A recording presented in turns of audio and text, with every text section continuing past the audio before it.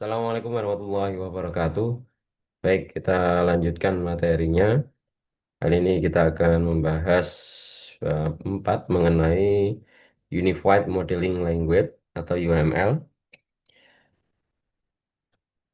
suatu bahasa pemodelan standar untuk pengembangan perangkat lunak berorientasi objek.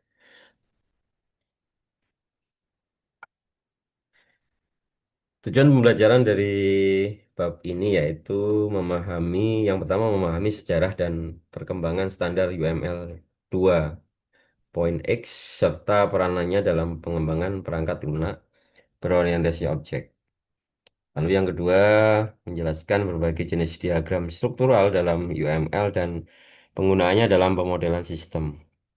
Nomor tiga yaitu tujuannya ya pembelajaran dari bab ini yaitu mengidentifikasi dan memahami diagram perilaku dalam UML serta peranannya dalam menggambarkan dinamika sistem.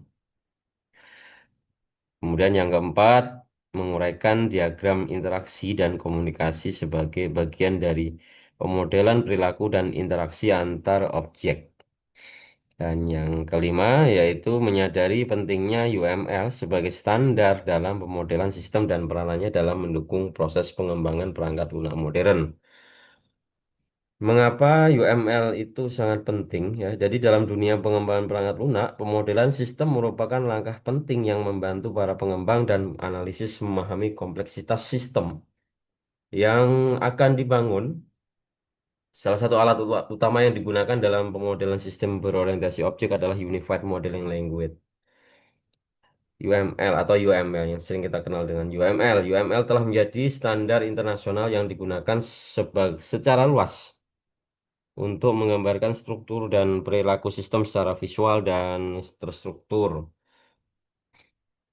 Dengan kemampuannya yang komprehensif, UML memudahkan komunikasi antara tim pengembang, analisis bisnis, dan stakeholder lainnya, sehingga proses pengembangan menjadi lebih efisien dan terorganisir.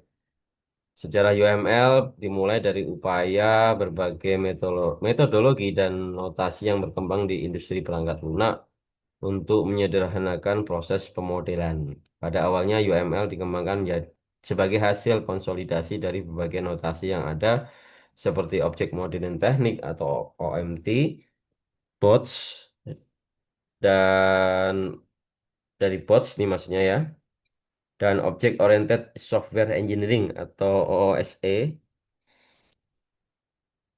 Sedangkan standar UML 2.x yang saat ini digunakan memperkenalkan berbagai peningkatan dan penyesuaian yang membuatnya lebih fleksibel dan mampu mendukung berbagai metodologi pengembangan termasuk Agile dan DevOps.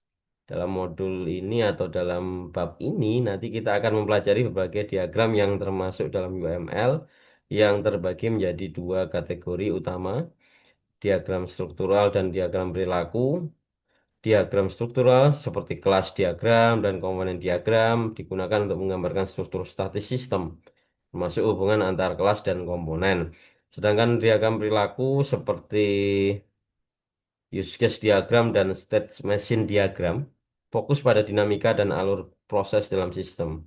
Selain itu, diagram interaksi dan komunikasi membantu memvisualisasikan interaksi antar objek dalam skenario tertentu yang sangat penting dalam analisis kebutuhan dan desain sistem.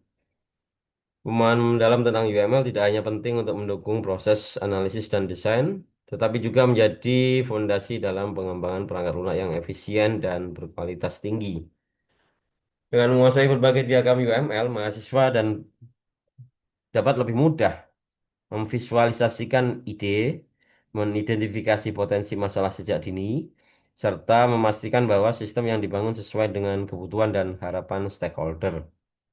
Oleh karena itu, penguasaan UML menjadi salah satu kompetensi kunci dalam dunia pengembangan perangkat lunak berorientasi objek saat ini.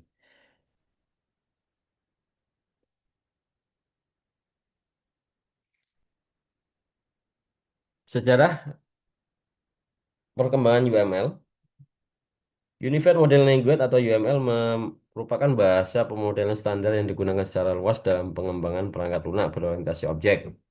UML dikembangkan sebagai hasil konsolidasi dari berbagai notasi pemodelan yang sebelumnya digunakan secara terpisah, seperti OMT, dari Bots, dan OOSE tadi.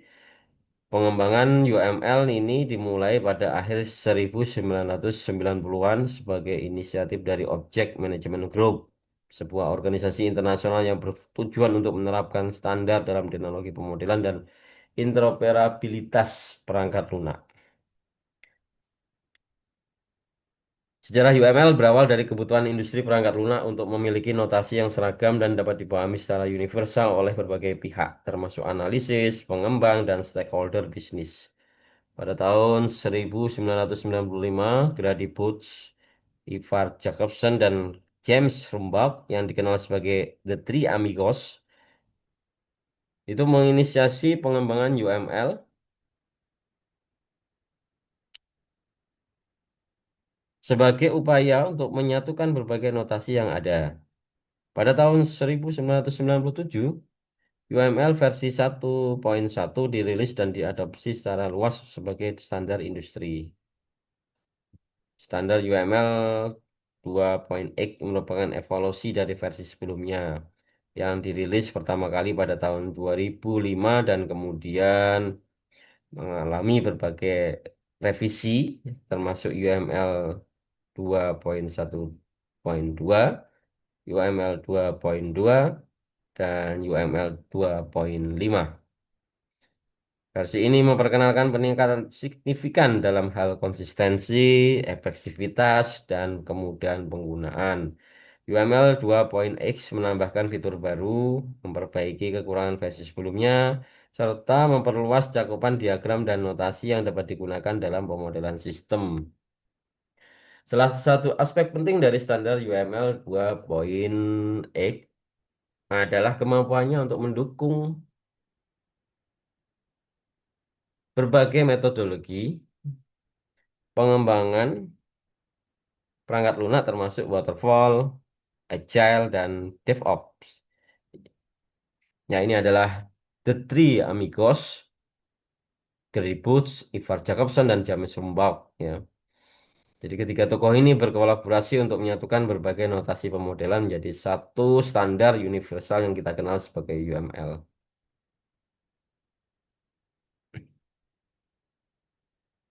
UML 2.x juga menegaskan pentingnya interoperabilitas dan kompatibilitas antar alat pemodelan yang berbeda, sehingga memudahkan integrasi dalam proses pengembangan perangkat lunak modern. Standar ini juga menekankan penggunaan diagram yang sesuai dengan konteks dan kebutuhan, serta menyediakan panduan lengkap mengenai notasi dan semantik dari setiap diagram. Selain itu, UML 2.x mengadopsi pendekatan yang lebih modular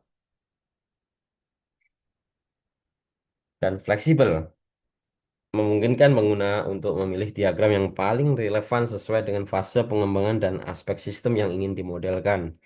Hal ini mendukung proses interaktif dan inkremental yang menjadi ciri khas pengembangan perangkat lunak saat ini. UML 2.x juga memperkenalkan konsep diagram profile dan stereotip yang memungkinkan penyesuaian notasi sesuai kebutuhan domain tertentu seperti embedded system, enterprise arsitektur, dan lain-lainnya. Secara umum, evolusi UML dari versi awal hingga UML 2.x menunjukkan komitmen komunitas pengembang dan organisasi standar untuk menyediakan alat yang komprehensif, konsisten, dan adaptif dalam pemodelan sistem berorientasi objek. Dengan keberadaan standar ini, pengembang dan analisis dapat berkomunikasi secara efektif, mengurangi ambiguitas, dan meningkatkan kualitas desain sistem yang dihasilkan.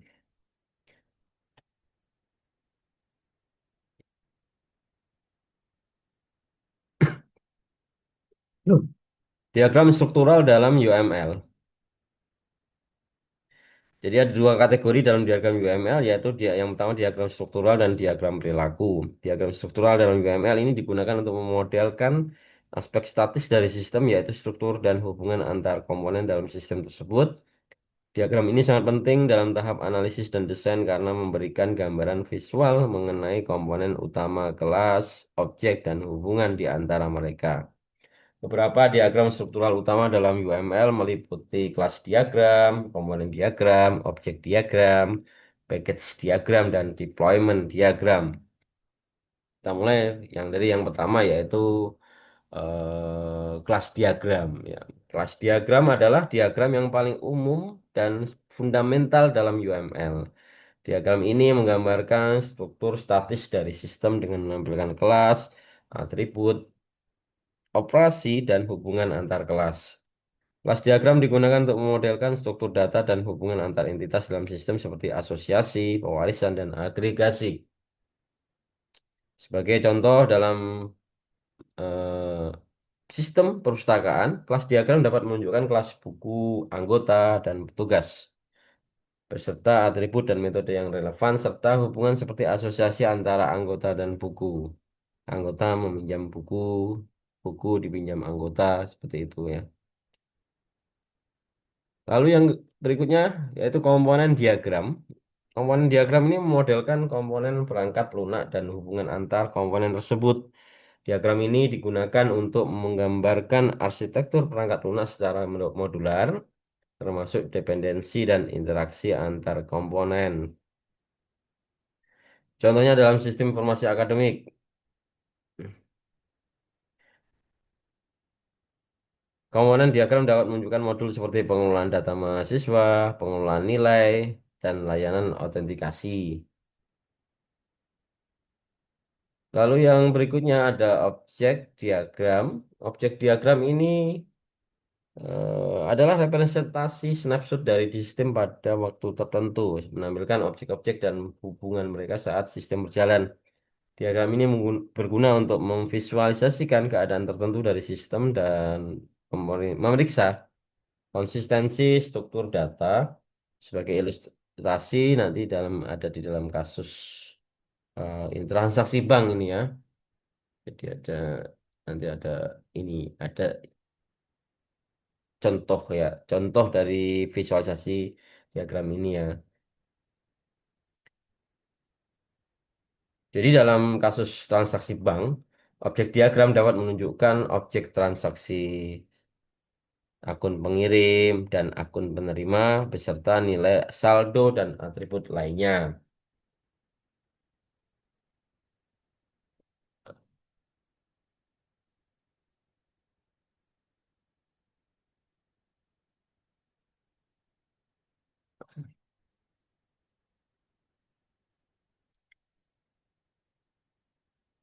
Package diagram. Package diagram digunakan untuk mengelompokkan kelas dan komponen ke dalam paket-paket yang logis, memudahkan pengelolaan dan pemodelan sistem yang kompleks.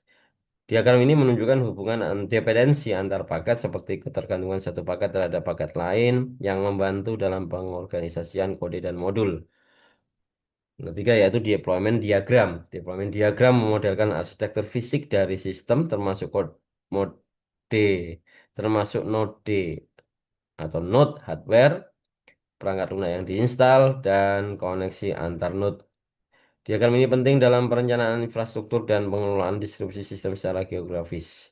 Contohnya dalam sistem berbasis cloud, deployment diagram dapat menunjukkan server aplikasi, basis data, dan pengguna akhir yang terhubung melalui jaringan.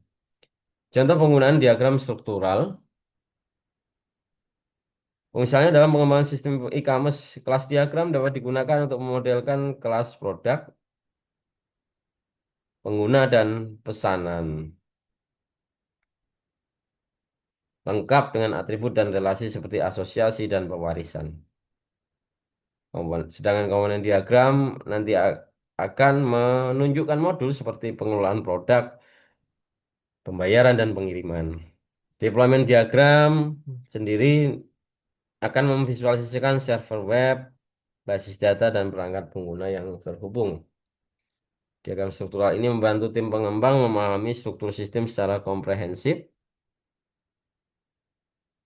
dan memfasilitasi komunikasi yang efektif antar anggota tim serta stakeholder. Dengan demikian, Diagram ini menjadi fondasi penting dalam proses desain dan implementasi sistem berorientasi objek. Berikutnya diagram perilaku dalam UML. Ini digunakan untuk memodelkan aspek dinamis dari sistem, yaitu bagaimana sistem berperilaku dan berinteraksi secara selama proses berlangsung. Diagram ini sangat penting dalam memahami alur kerja, proses bisnis, dan respons sistem terhadap berbagai kejadian.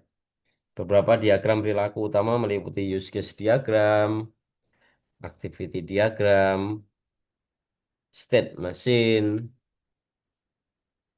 diagram, dan interaction overview diagram. Kita mulai dari yang pertama yaitu use case diagram.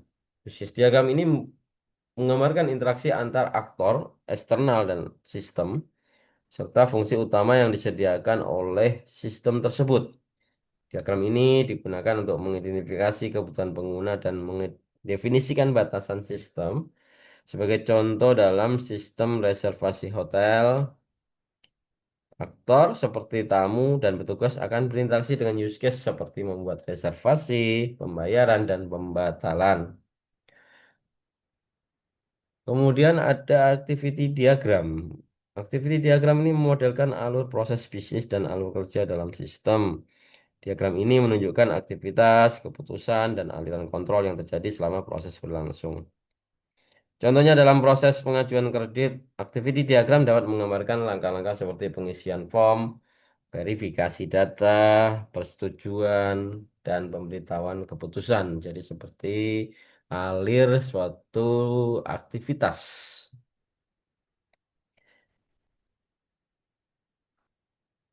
Kemudian berikutnya ada state machine diagram.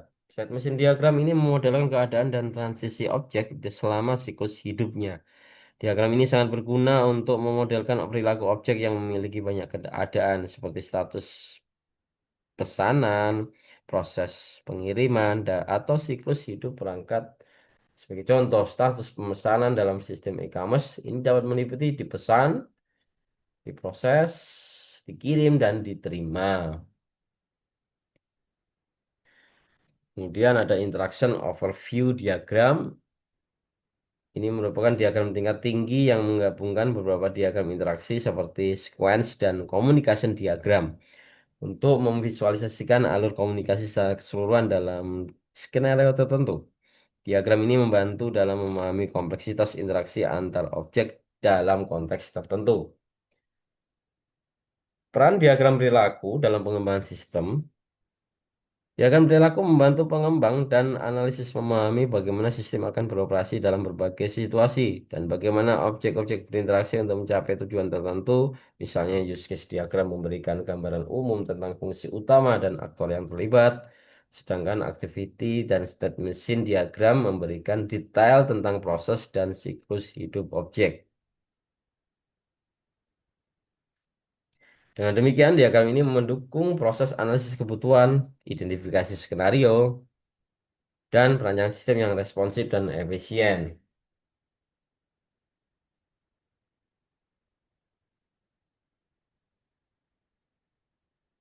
Kita menuju ke diagram interaksi dan komunikasi. Diagram interaksi dan komunikasi ini merupakan bagian dari diagram perilaku yang fokus pada bagaimana objek-objek dalam sistem berinteraksi satu sama lain serta selama proses tertentu.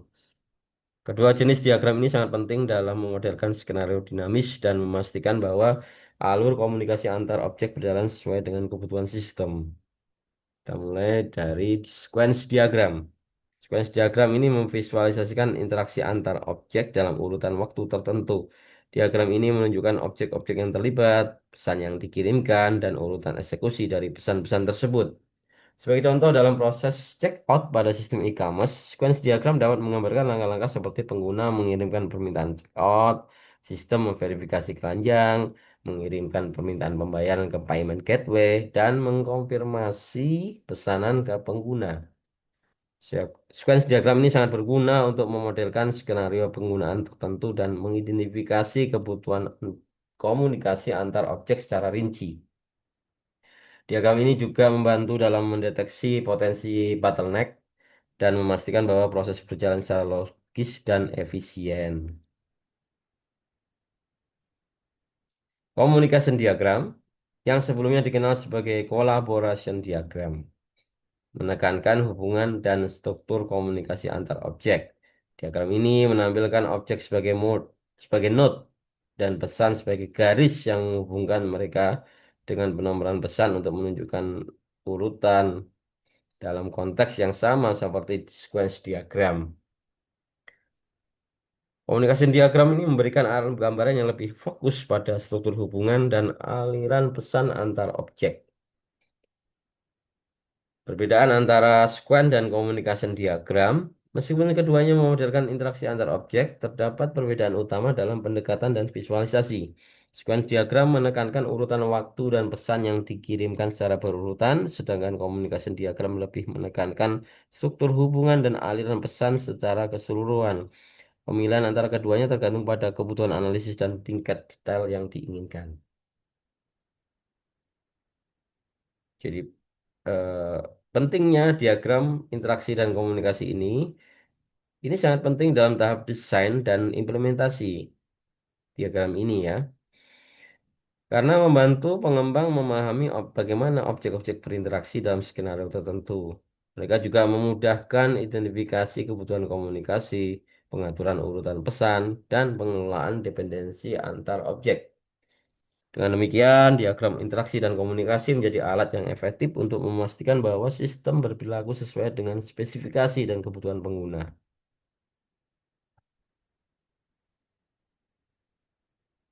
Integrasi UML dalam metodologi modern, ini ada Agile, DevOps, dan kolaborasi tim, serta Waterfall. Untuk Agile sendiri, UML mendukung interaksi cepat dengan diagram yang dapat disesuaikan dan diperbarui secara incremental sesuai sprint.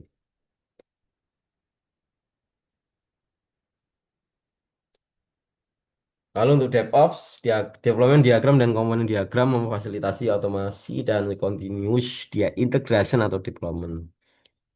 Di kolaborasi tim, biasa Visual Universal ini memfasilitasi komunikasi efektif antara developer, analisis, dan stakeholder.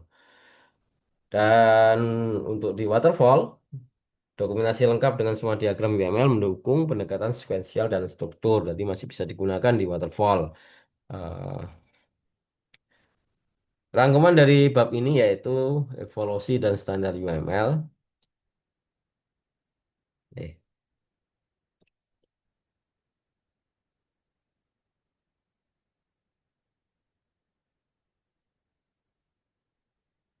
UML merupakan bahasa pemodelan standar atau Unified Model Language ini merupakan bahasa pemodelan standar yang dikembangkan untuk mendukung pengembangan perangkat lunak berorientasi objek.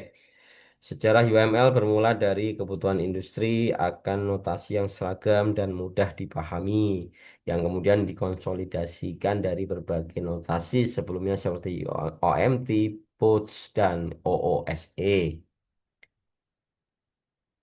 Pengembangan UML dimulai pada akhir 1990-an oleh OMG dan versi pertamanya dirilis pada tahun 1997. Standar UML 2.x merupakan evolusi dari versi sebelumnya dengan rilis utama mulai tahun 2025 dan revisi berikutnya hingga 2015 yang memperbaiki dan menambah fitur untuk meningkatkan konsistensi dan fleksibilitas. Standar ini mendukung berbagai metodologi pengembangan seperti waterfall, agile, dan DevOps, serta menekankan interoperabilitas antar alat pemodelan. UML 2.x bersifat modular dan fleksibel, memungkinkan pengguna memilih diagram sesuai kebutuhan, termasuk diagram profil dan stereotip untuk penyesuaian domain tertentu. Evaluasi ini menunjukkan komitmen komunitas dalam menyediakan alat yang komprehensif dan adaptif dalam pemodelan sistem berorientasi objek. Diagram struktural dalam UML memodelkan aspek statis sistem seperti kelas diagram, komponen diagram,